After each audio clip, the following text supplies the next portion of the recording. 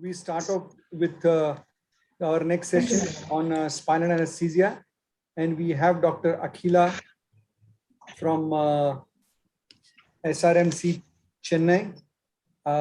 She's a MD from Madurai College and has special interest in obstetric anesthesia and pediatric anesthesia, and she's a professor in the Department of Anesthesia and Pain Medicine at SRMC in Chennai. Over to you, Dr. Akila. Good evening, all. I would like to bring greetings from Sri Ramchandra Medical College. And at the outset, I would like to thank the entire organizing committee for giving me this opportunity to talk in this prestigious meet. The topic for today is going to be rapid sequence spinal anesthesia in category 1 LSCs. So the outline of my talk is going to be, what are the challenges ahead in category 1 LSCs? Implementation of rapid spinal anesthesia in this category, and what are the safety issues related to it. What do we mean by category 1 LSCs? It is one of the most urgent categories where there is an immediate threat to life of the women or fetus, and delivery should be carried out with an urgency which is appropriate to the risks of the baby and the safety of the mother. These two should be kept in mind when implementing anesthesia for these sort of cases. So as anesthesiologists, we should be able to provide safe, effective, and fast method of anesthesia with no additional risk to the mother and the fetus, and the risk-benefit ratio should be evaluated in each case prior to the choice of anesthesia. Most often, when you look at the indications for anesthesia, indications for category 1 LSCs, it is because of fetal heart rate abnormalities, bleeding, cord prolapse, and these are conditions where there are some amount of reversible flow through the placenta can be established. Whereas in certain conditions like placental abruption and in uterine rupture, it is an irreversible placental insult and immediate action is necessary in these sort of cases. Though we classify them as reversible and irreversible, the magnitude of the insult on the fetus is quite variable, and it is not measurable by any of the objective criteria. And in addition, the insult varies according to the maternal comorbidities and the gestational age at which all these deviations occur. And currently, what are the methods we have to detect fetal distress? One is cardiotocography. Though there is much inter-observer variability and false positivity of 60%, persistent bradycardia, absence of fetal heart variability, and variable decelerations are one of the omnibus signs. And we do have fetal scalp blood sampling. In addition to pH measurements, the lactate measurements of scalp is superior because it reflects both the presence and absence of acidosis along with the tissue perfusion which is there. And most often the choice of anesthesia in this category, when we look at the survey across the world, most often general anesthesia is preferred because the average time to initiate and start surgery is less than 5 minutes with this technique. And it also avoids issues which are related to patient positioning, multiple attempts during a spinal blockade and failures. In order to avoid failures, general anesthesia is the most preferred one. And most often the surgical incision is also instantaneous because in general anesthesia, as you're inducing, the surgeon is also pain draped and is ready, and there is no time lag for initiation of the incision, unlike the spinal anesthesia. When you look at the decision to delivery interval time, as already told, GA has got one of the fastest DDI time, followed by epidural, and which is followed by the spinal anesthesia. When you compare between GA and epidural, which has been initiated for neuraxial analgesia, has been used as a top-up, while shifting the patient itself has found to have equivalent results like GA. And what do you mean by, and it is often said that the rule of 30 minutes to be followed in every category 1 section. But this is not the ideal decision to delivery interval is often unknown because, as I told you, the magnitude of the insult is not measurable. And in cases like uterine rupture, where when the interval is even with less than, when it is around 18 minutes, there has been, the neonatal outcomes have been bad. Whereas in category 1 and 2 section, where the placental perfusion has been maintained, the hemodynamics has been maintained, but even with the interval of more than 75 minutes, there have not been reported instances of adverse neonatal outcomes. So based on DDI, we cannot come to a conclusion. So, but still, this interval map has to be audited in every obstetric units so that we can check our systems and keep help in education of our staff, so that the response to emergency becomes quicker as the days goes by. And in addition, do we have to, based on the decision to delivery interval time, do we have to rush for all the emergency category 1 sections?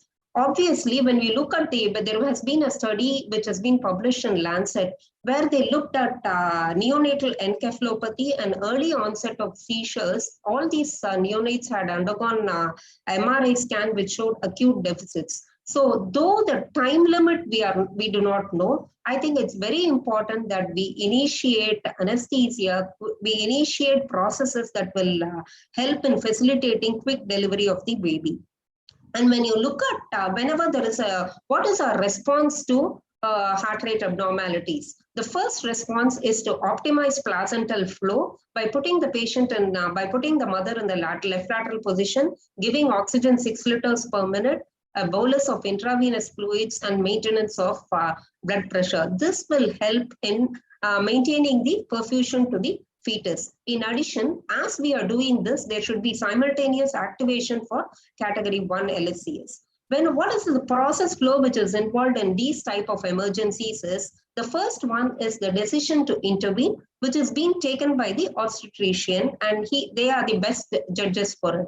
And the next comes the transfer time, where the infrastructure where the infrastructure comes into play, the availability of ORs and the education of staff in shifting these patients. And anesthesia time refers to the time from where the patient has been wheeled inside the OT till the start of the surgical incision and the incision delivery time. So it is not just the anesthesia time which accounts for the decision to delivery interval. There are multiple components to it, and any delay in one of these components can prolong the decision to delivery interval time. And most often it is said that the transfer to OT has been one of the main reasons for increasing the decision to delivery interval time. So with this in mind, the concept of rapid spinal anesthesia was proposed by Kinsella et al. And this got published in the Anesthesia Journal in the year 2010, where they have initiated steps to hasten the process of spinal anesthesia so that the duration of anesthesia time is decreased. So they initiated steps like they divided the teams into 2, where the monitoring, the cannulation was done by a separate anesthesiologist. And as he was doing that, the backup pre-oxygenation was also provided by him. And the person who's doing the spinal was a senior person who carried out the no-touch technique for spinal anesthesia. He is often a senior anesthesiologist. Local anesthesia was not instituted in them. A 25 gauge Whittaker spinal needle was used, and the volume of local anesthetic was a liberal dose was given, like 2.3 ml or 2.5 ml was given to avoid failure rates. And most often the attempts were also standardized. It was standardized to single attempt. When they followed these protocols, the mean decision to delivery interval time decreased to 25 minutes with a range of 14 to 41 minutes, and the total anesthesia time was equivalent to in the range of 6 to 8 minutes, which was equivalent to GA. So when you want to implement rapid spinal anesthesia as a method of anesthesia for category 1 LSCS, you need system changes which have to be incorporated in your institute. So it is a good practice where when you're doing your emergency on call or in your emergency theater, you be ready for the subsequent cesarean segment sections. How do you keep ready? Ensure that your anesthesia machine is checked and kept ready. The drapes and surgical drapes, drugs, equipments, and the spinal trays are there. And you have specific activation systems which can be color-coded, or single point activation of obstetric, anesthesia, and neonatal units is possible for Category 1 LSCS. And how do you execute this? It requires a multidisciplinary approach, and it requires a coordinated effort starting from the labor room nurse to the housekeeping to the anesthesia resident to the OB resident. Everybody is involved in this process so that the decision to delivery interval time is kept to as minimum as possible. And communication skills is very important. Especially there should be a clear-cut communicate. There should be a leader, just like in ACLS. There is a person who's giving the calls. The obstetrician and the senior anesthesiologist should communicate between each other for the intensity of the problem which each mother is undergoing, and knowledge about the obstetric emergencies is also very essential. The next thing is the clinical skill and the expertise of the anesthesiologist in initiating spinal. He should be a regular OB trained anesthesiologist, or who is given spinal for n number of cases. He cannot be learning spinal anesthesia for a Category 1 LSCS, and they should be adherence to return protocols at each level. All these are essential for implementing spinal anesthesia in these patients. So how do you go about executing this? Now, as the system, the call for Category 1 is given, there should be a focused assessment and consent for spinal and general anesthesia which is done. And there should be an individual anesthesiologist who is going to shift the patient, put on monitors, connect secure an IV cannula, and start pre-oxygenating the patient and prepare the patient for GA also. In addition, the position of the positioning is done by the other staff, so that the most comfortable position for the anesthesiologist is checked with, and it is being executed. Most often lateral position is recommended because there are least effects on the placental blood flow in this position. But if this is going to affect your time of spinal, then I think even a centric position is preferable. And the person who's going to give, as these things are getting prepared, as the patient is getting prepared for spinal anesthesia, the senior anesthesiologist or the person who is going to give is ready with drapes on, and he has prepared the drugs, and their 0.5% chlorhexidine will be used for aseptic precautions. There is no palpation of anatomical landmarks. He chooses the midline with no local infiltration and hyperbaric bupivacaine along with opioids so that there is an extended pain relief in the postoperative period is also possible.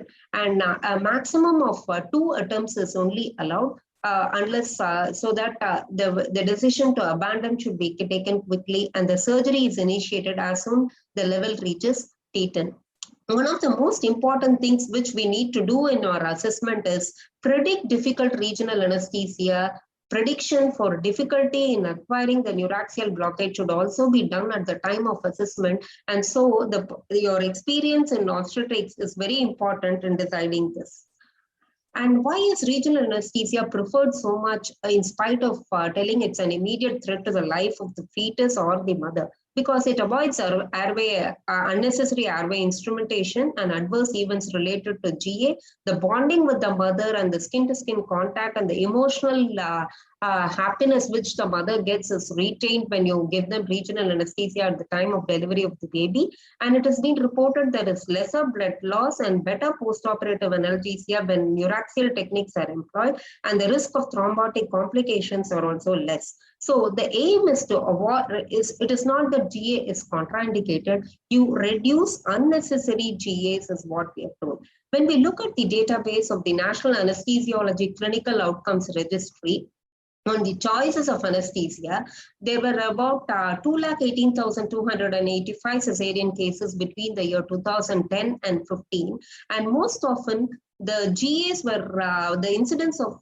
GA was around roughly about 14.5% in USA, and most often it was used for emergency cesarean sections. And subsequently, this is an article which has been published in the year 2019, where 467,000 cesarean deliveries without a clinical indication for general anesthesia has been done. And when they looked at the adverse events related to this, the anesthesia-related complication, though there was no anesthesia-related mortality in the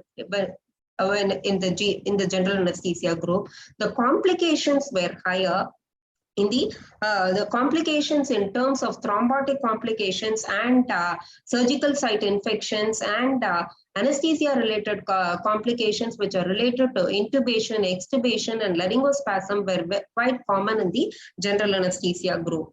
So it is very important to restrict your use of GA unless it is indicated. And this is an article which had assessed the incidence and risk factors for maternal hypoxemia during induction of general anesthesia for non-elective cesarean cases, where in this study, 895 women who underwent emergency LSCS for non-reassuring fetal status were analyzed. And all these patients had pre-oxygenation for with 100% oxygen at 12 liters per minute until your fractional expired oxygen was 90%, and rapid sequence induction was done. And the primary outcome of this study was what was the incidence of desaturation. Now, the oxygen saturation less than 95% was considered as the primary outcome, and factors that were associated with difficult intubation were also analyzed. At the end of the thing, what the incidence of hypoxemia was around 172. It occurred in 19% of women, and difficult intubation was found in 40 women, and failed intubation contributed to 5% of the 895 women who had undergone emergency LSCS.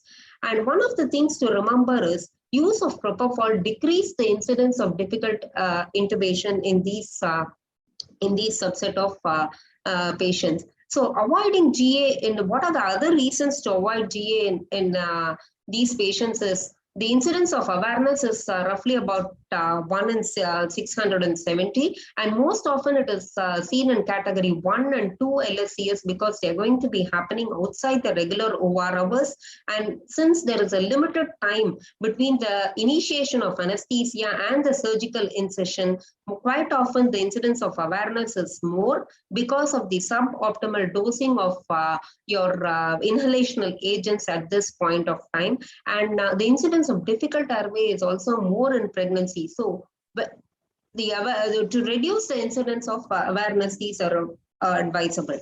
Now, when we look at the fetal outcomes based on the type of anesthesia and the decision to delivery interval, though general anesthesia had the least time in terms of delivery interval, neonatal depression was more common, and the ABGA scores at 1 and 5 minutes were less than 7 than the group which had received GA.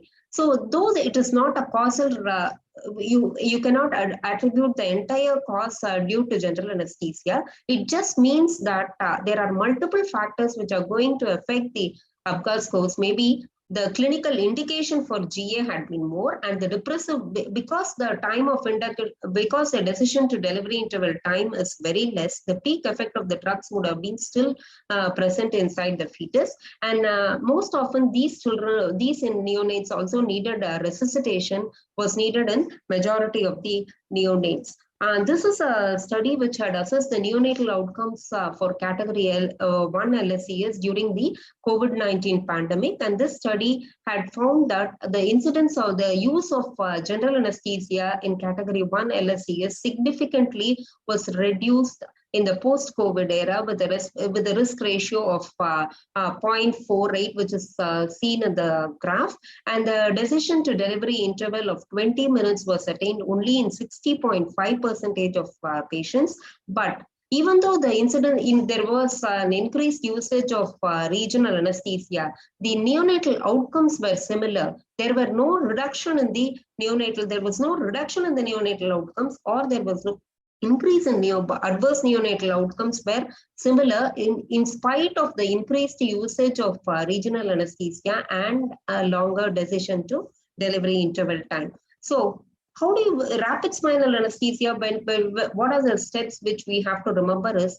what is the feasibility in the real scenario? Is there a river? How quickly can you achieve it? The level of training of your obstetric and your anesthesiology units, the duration of the insult, and the team knowledge is very essential for making this technique a successful practice in everyday life.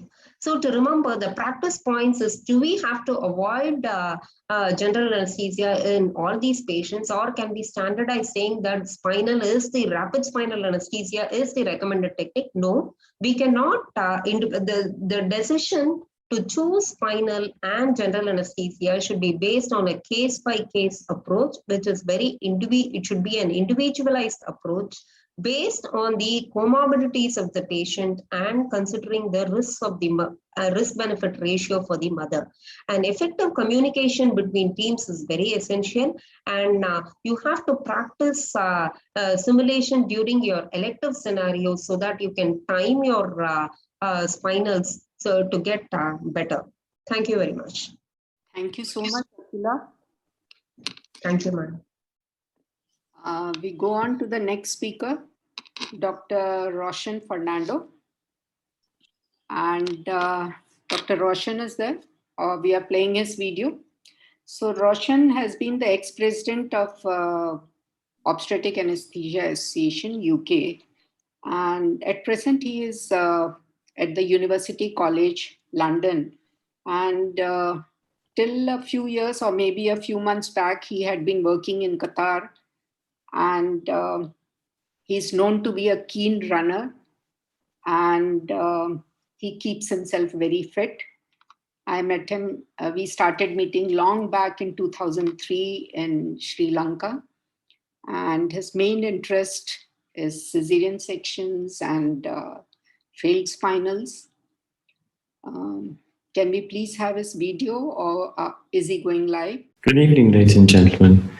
My name is Roshan Fernando. I'm an obstetric anesthesiologist currently working in Qatar. I used to work in University College Hospital London until 2017. I work in a very busy delivery unit with over 20,000 deliveries. It's basically the main tertiary referral hospital in Qatar. Very busy. We also have 550 approximately, 600 elective and emergency cesarean sections a month. I'd like to thank the organisers for inviting me to speak to you today. The topic I've been given is failed spinal for cesarean delivery, what next? Some disclosures before I start. I've received honorary from Smiths Medical in the past for research studies and also for advising them on various committees. On the left, some of the lecture is taken from some of the 3 textbooks which I've edited. The latest one is being printed within the next couple of months as a hardback, quick hit in obstetric anesthesia, and a large part of the lecture will be taken from some of the chapters in this book. To start, I wanted you to imagine that you're the obstetric anesthesiologist working in my unit. This is completely a fictitious case. Imagine that you're working in the women's hospital. We have approximately 10 to 13 elective cesarean sections a day. So there I am. I'm doing a list. We have 2 elective theatres and there are 13 people on the list. The first patient that I'm going to do, I've been told is a breech. The baby's breech. The mother's had 1 previous cesarean delivery. She's anxious but healthy. Apparently she has a mild scoliosis. During the WHO team brief, we're all outside, the obstetricians and myself and the paediatrician, and I'm a bit distracted. I'm not quite listening to what's been handed over, the team brief. I get WhatsApp messages and a few calls from about patients. So I haven't been paying full attention. I quickly get into the theatre with the patient. I do not read the electronic notes, which are freely available on the system, and I go straight to a single shot spinal. And this is what I get. Now, I'm not saying this is my standard practice, but in this case, I've given 2.2 mils, 11 milligrams of hyperbaric bupivacaine with fentanyl. Again, this isn't my usual dose. This is a bit high, but let's say we've given it this time. I then proceed to do what I normally do. the phenylephrine solution is running to prevent hypertension. I then go on, after the urinary catheter has been inserted by the midwives, to test the block. I test the block with ethyl chloride, and we have a block height to T6.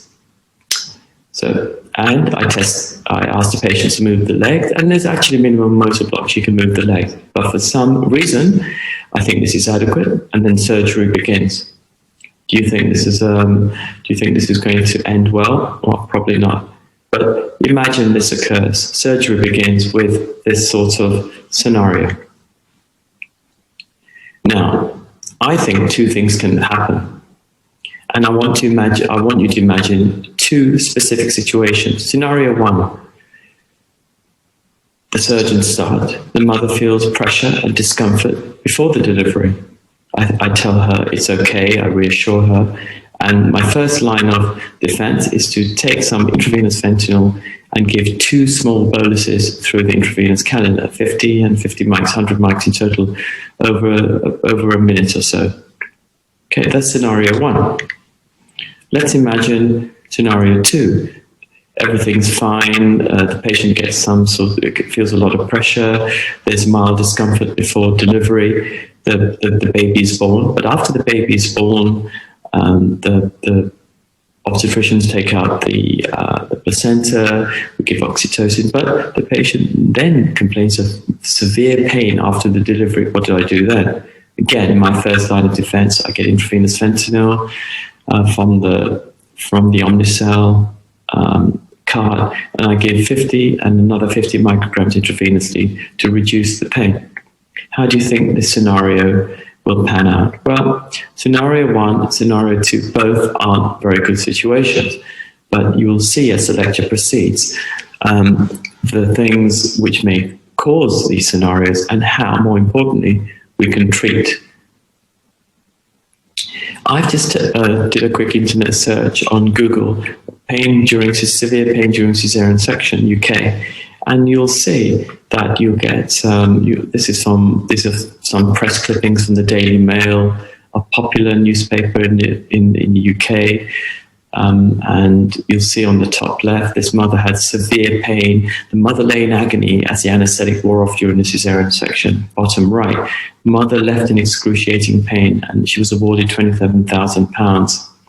So you probably think you ought to get more, but this is the sort of compensation patients would get for pain during cesarean section, probably around this figure, possibly not more than £100,000.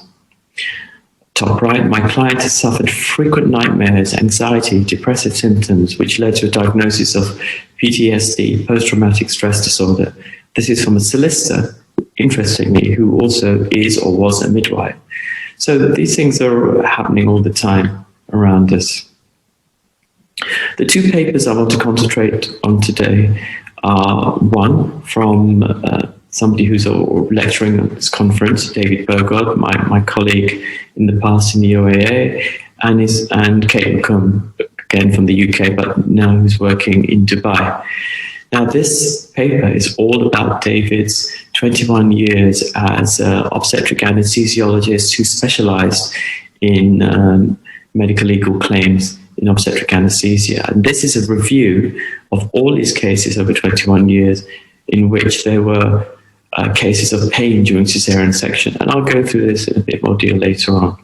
The second paper on the right, which I was involved in, is a national survey in 2004 and 2010 of obstetric anesthesiologists and how they tested the NEURAXIAL block, such as a spinal block, before they started cesarean section. Did they use cold? Did they use touch? Did they look at motor block? And so on.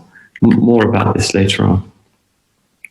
When you look at Burgod's paper on his vast number of medical legal claims, you'll see over 21 years he looked after, or he was involved in rather, 367 negligence claims. 76, or 1/5, 21%, were due to intraoperative pain during cesarean delivery. 74%, or 56 out of these 76 cases, were due to negligent care. if you look at the National Health Service Litigation Authority, they also have data on payouts for obstetric anesthesia litigation, and these are about 31%, which are related to neuraxial block during cesarean delivery. David's paper has quite a lot of vignettes, little stories which tell you what's been happening during his cases. Now, one I picked up to start is this lady, this mother, had previous 4 cesarean sections and was booked for her 5th. And if you look at the history, she'd had several spinals with hyperbaric bupivacaine and an opioid. However, they had proved difficult. She had discomfort, and she was converted to general anesthetic twice. The 4th time, she had a CSC, a combined spinal epidural, and she required intravenous ketamine because of discomfort. So this time, for a 5th cesarean section, quite rightly, Mrs. A, the patient, asked the anaesthetist for a general anesthetic. The anaesthetist, who was not a consultant, it says, decided that he wouldn't give her a GA and told her that the GA was only possible for emergency procedures. So he gave her a single-shot spinal, but look at the dose, 2 mils, much less than anybody had been given before. If you look through the notes, he gave 2 mils, and the patient said she felt that nothing was numb. They proceeded, and she felt right from the start she was given some supplements, but was never offered a general anesthetic. The anaesthetist was considered to be negligent in this case, and you'll see from the history, quite rightly so. In this paper, Bogod and McComb split the way the claims have been reported into 4 main themes: consent, checking the block, management of intraoperative pain, and professionalism. Let's look at consent.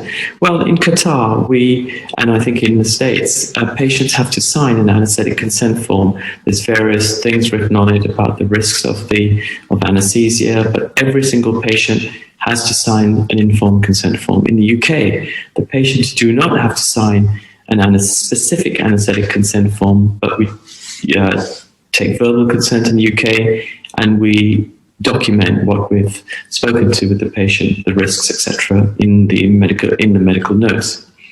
In terms of consent, this is another vignette from Bogod's paper. Mrs. B was a 31-year-old gravid 6, booked for cesarean section. She didn't want a spinal, but the anaesthetist persuaded her to have one anyway, which was against her initial choice. He documented that he mentioned various risks of headache and respiratory depression, falling blood pressure, etc. Unfortunately, the patient during the delivery had severe pain following the delivery, and eventually a general anesthetic was given. In the law courts, it was felt that the anaesthetist failed to discuss the risk of intraoperative pain honestly with the patient, and this was deemed poor practice. In terms of checking the block, you or I, as obstetric anesthesiologists, would probably use cold or ice to test the block. Commonly, we test to a level to the nipples with ice or ethyl chloride. This is what I use commonly, ethyl chloride spray, to T4. This case was a mother who had a labor epidural, had a top up for a cesarean section. Somebody tested a block with ice. She told, and asked if it was numb. She told the anaesthetist that it was not numb and she could feel it. The doctor seemed surprised and disbelieving and said, "I doubt you can." When the operation started, she could feel pulling and hands inside. She was crying. Again, this would be considered highly negligent. The patient block was tested, and the patient clearly told the anesthesiologist that she could feel the ice.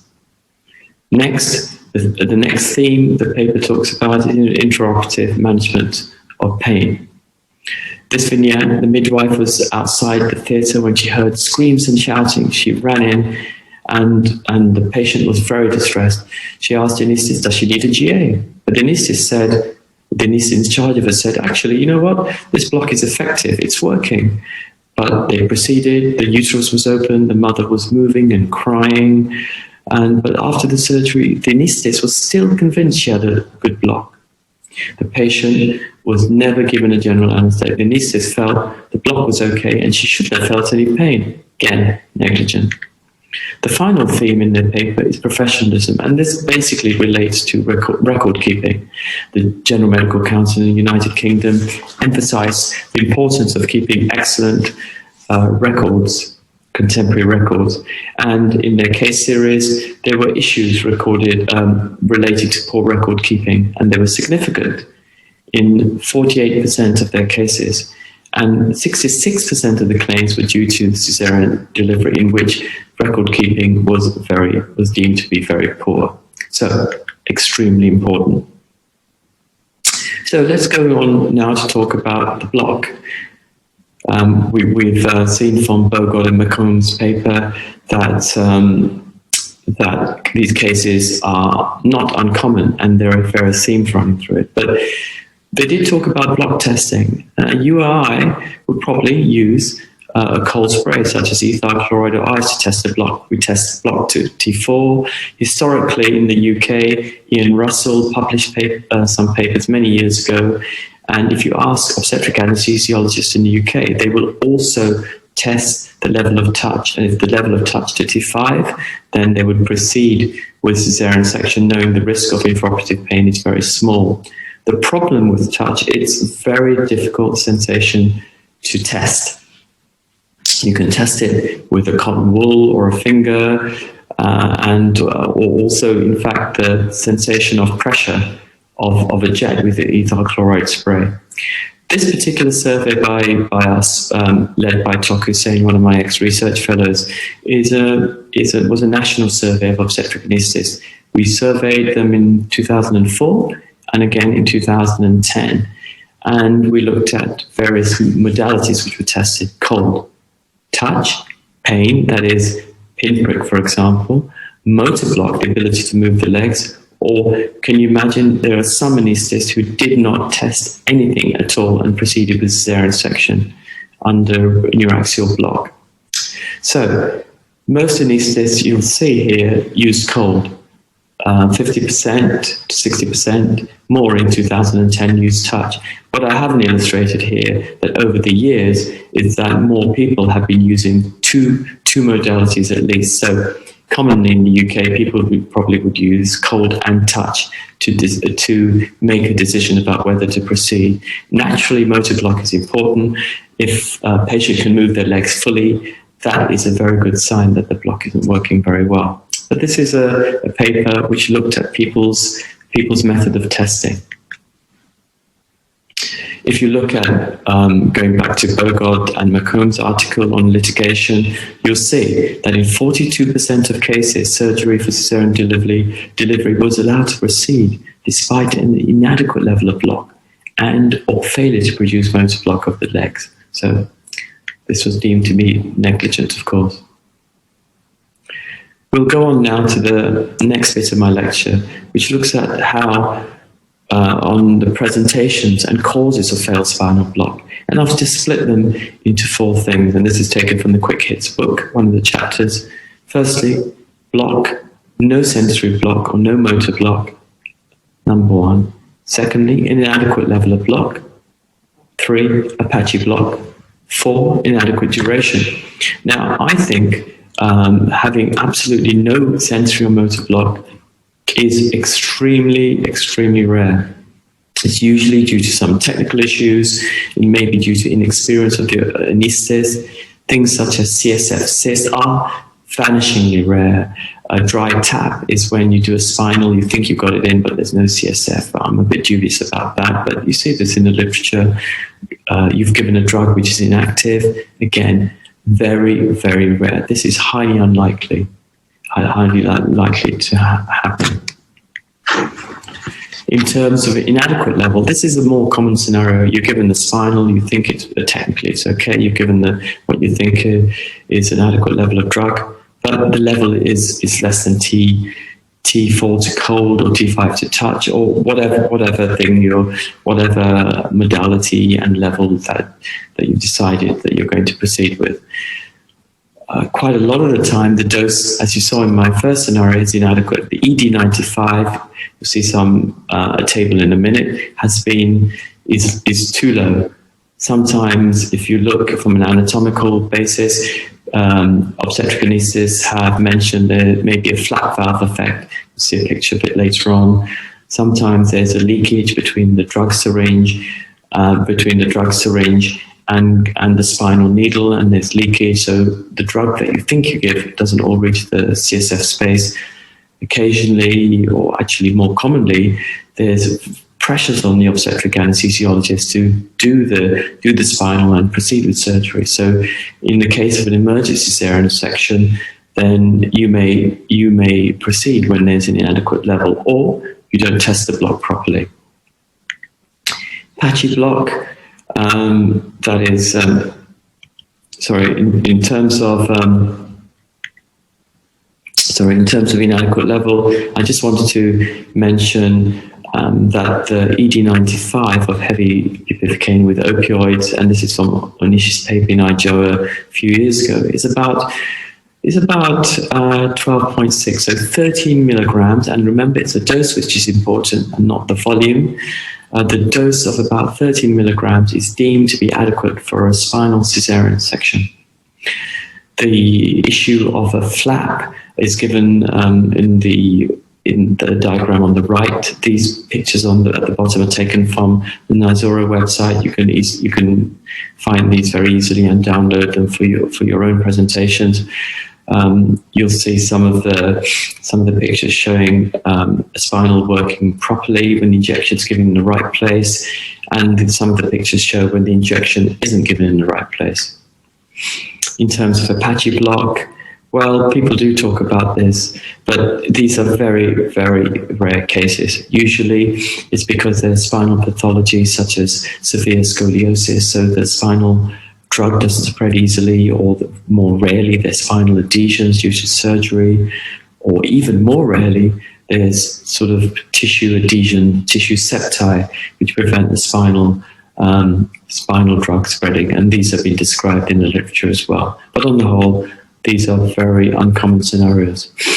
Another more common scenario is that you're given the drug, the level's okay, but the duration is inadequate. This could be because of many reasons. Sometimes the surgery is prolonged because of bleeding, or damage to the ureter, or something else. The urologists are involved, so the surgery is prolonged. You haven't got a combined spinal epidural, you've got a single shot spinal. The duration is inadequate.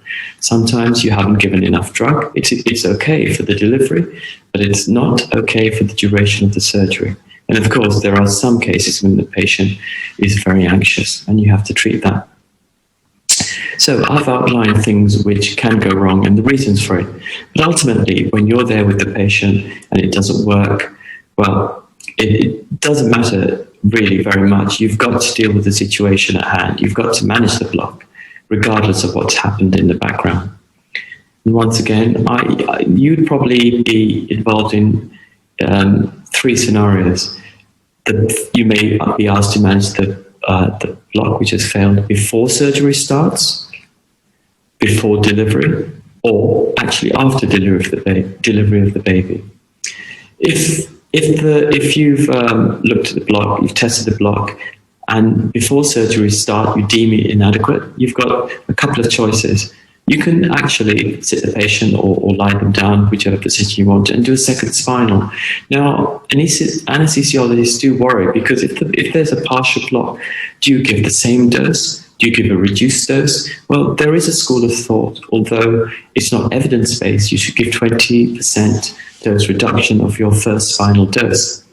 Now, if you ask me, what is that dose? Do I do it? No, I don't actually, and it depends what your starting dose is. I give about 13 to 14 milligrams as my routine for a single shot spinal. Some people give less. So the 20% reduction for some people is obviously going to be different in terms of the actual dose of drug given. A better way to do it, if you want to reduce doses, give a combined spinal epidural, reduce your dose, and you can give an epidural top-up if the level isn't high enough. Of course, it's depends on time. If you're doing an emergency cesarean section, you may not have the luxury to do all this, and you may have to make a decision. Okay, do I give a dose reduction or do I give a standard dose, knowing my previous dose, knowing it's usually going to be okay, and you are unlikely to get a very high spinal. Well, it's a decision you've got to make. You may be asked to manage a failed spinal block before the delivery. Now, if you remember my scenarios right at the beginning of the lecture, this was one such case. So before the delivery, I would give fentanyl 25 to 50 micrograms of repeated if necessary before the baby's born.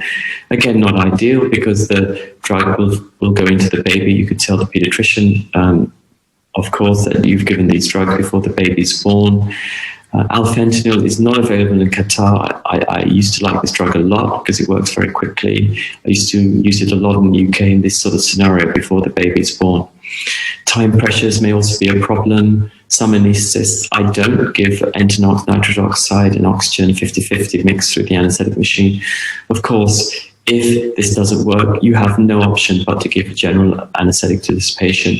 You cannot proceed, especially if this is happening before the delivery of the baby, because if you're getting to get pain before the baby is delivered, certainly your anesthetic is not going to last for the duration of the surgery. If you think the block has failed after the delivery, again, you can give intravenous opioid, fentanyl, or alfentanil. There may be bleeding going on, so the delivery may not, the course, surgical course after delivery may not be as straightforward. Some anesthetists, I'm not one of them, may give small increments of intravenous ketamine. Once again, I would emphasize that if there's a problem, if the patient's complaining of severe intraoperative discomfort and simple maneuvers such as intravenous opioid or possibly some ketamine doesn't work, you should proceed at an early stage to give a general anesthetic. Some patients, of course, are anxious. This is not uncommon, but if you really think the patient's anxious, then you can give midazolam. Don't give midazolam to patients who are actually in discomfort or in pain.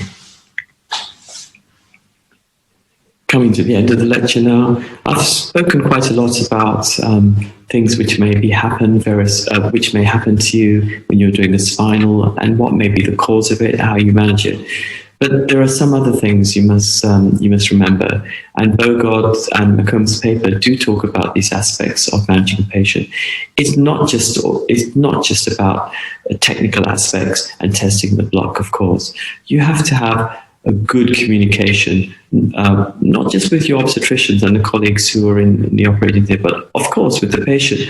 You've got to communicate with them before, even though they may have been seen in the preoperative pre-assessment clinic, and all the notes are there. You've got to talk to the patient and ask them a bit about their history and allay any anxieties and so on.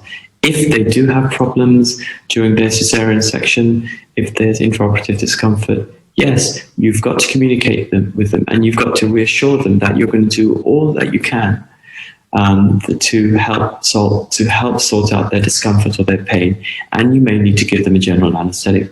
You must display a degree of empathy. You know, these patients, your patients are there on the operating table. They're very vulnerable, and you'll see many cases of in litigation history of patients who have been ignored by the anaesthetist, and the anaesthetist hasn't been very sympathetic towards the patient. Documentation, I've said it again, I'll say it now, is extremely important. If you don't document things which have happened during the operation and at a later stage, you say, oh, well, X, Y, Z happened, I did everything that was right. If it's not documented in the medical note, then you can't prove it. And in the law courts, documentation is obviously extremely important. And last but not least, you must remember that if a patient does have any issues, if they have a problem with their spinal or intraoperative discomfort or pain during their spinal, the neuraxial block, you must make sure that you follow them up, you go and see them and say, and debrief them, say what actually happened, be honest with them. And if they've had a really bad time, as in some of the patients in Bogle and McComb's cases, and they may potentially suffer from post-traumatic stress disorder, and you may have to refer them for further counselling. So in summary, my learning points are given here. Be prepared. Don't do what I did at the beginning of my lecture. I was distracted. I didn't know. I didn't read the patient notes very properly, or if at all. So talk to your patient. Get to know your patient. Your technique should be good. By the time you're a consultant, you should have done hundreds, possibly thousands of these of spinal anesthetics. So your technique should be good, but make sure you give an adequate dose of drug. An ED95 dose of drug is approximately 13 milligrams, and this is the dose you should be giving to patients who have a single shot spinal. 13 to 14 milligrams is my dose. Make sure you test the block and record it. Not just a sensory level to T4, to cold with ethyl chloride or motor block, but also make sure that it's documented as well. Communication, extremely important with the patient, reassuring the patient, displaying empathy with the patient. Make sure you listen, make sure you treat the pain or discomfort. The patient is always right. If they feel discomfort, make sure you treat it, or at least allay their anxieties about what they're feeling. And make sure you have a low threshold to give these patients a general anesthetic. If they're in discomfort, especially if you're at an early stage of the operation, there is absolutely no harm, unless there's an absolute contraindication to give a general anesthetic, by proceeding to give one. Remember, documentation at all stages is very important, especially if things don't go according to plan. And remember, I've said this already, follow-up is key. Finally, I'd like to acknowledge Dr. Anilia Hinova from the UK, an obstetric anesthesiologist who helped me prepare this lecture in terms of the literature search, the review and planning of the lecture. Thank you very much. Akila, I was just curious that when you do a rapid sequence anesthesia, spinal anesthesia, in pre-eclamptic parturients, do you advocate rapid sequence? Madam, actually, I would like to know, at what point, when the preeclampsia is coming for fetal distress, or if it is for regular cases. For elective cases, you do not do rapid sequence, right? Yeah, rapid sequence we do. Generally, spinal anesthesia is preferable, but in pre-eclamptics, rapid sequence, I don't think we are regularly practicing in our institute. And what does the literature say? Yes, there is a study which says that pre-eclamptics have been given rapid sequence spinal anesthesia, and when they have analyzed the arterial blood gases of the neonates, it's been pretty good, where the pH has been on the higher side compared to GA, and they had used phenylephrine infusions during the entire periods, and they attributed the reason to phenylephrine infusions because there was a previous study which was done some 3, 4, 5 to 6 years ago, where ephedrine was the choice. And they attributed the cause of increased pH to use of phenylephrine in this setting. Gown and yes. I don't think that should be a major issue, because the person who's going to give the spinal has been predetermined, and he knows what is his job. So once, as they are getting ready with positioning and monitoring, I don't think we have to compromise on the aseptic precautions which we have to practice. We do where it is done like a regular spinal. Only thing is, we have people, so the person asks, even before the patient is wheeled inside the theater, the anesthesiologist is ready, scrubbed up with the drug loaded. That is how we do it. Yes, I think that is very important, a loud and clear message that one need not compromise, because mostly In the districts, what they do is they do not gown themselves. It's only spirit, and then they don the gloves. I think it's very essential to follow all the aseptic precautions in a neuraxial procedure. We should not compromise on the safety aspect of it just for the time as constraint. I don't think we should be compromising on the safety. Very true. Thank you so much, Akila. Thank you, ma'am. Thank you.